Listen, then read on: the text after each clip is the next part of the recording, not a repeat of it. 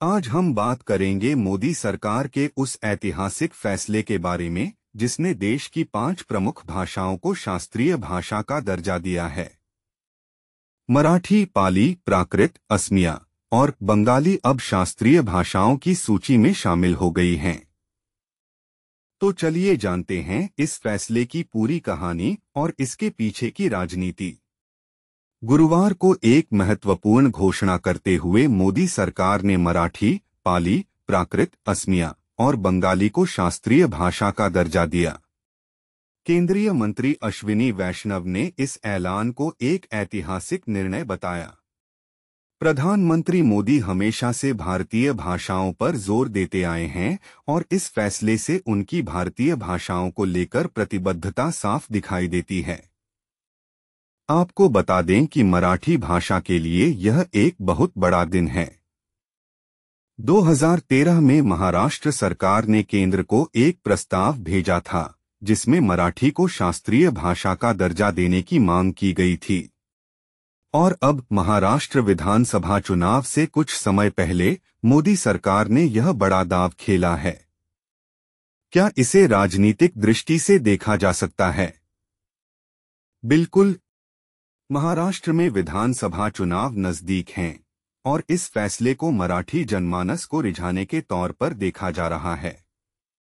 इस फैसले से पहले तमिल, संस्कृत, तेलुगु, कन्नड़, मलयालम और उड़िया को शास्त्रीय भाषा का दर्जा मिल चुका था। अब कुल मिलाकर 11 भाषाओं को शास्त्रीय भाषा का दर्जा मिल चुका है।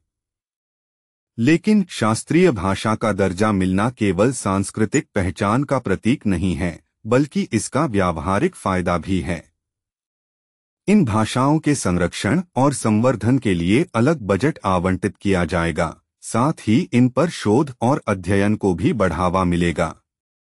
यह ध्यान देने वाली बात यह है कि 2004 में केंद्र सरकार ने शास्त्रीय भाषाओं की एक नई श्रेणी की शुरुआत की थी।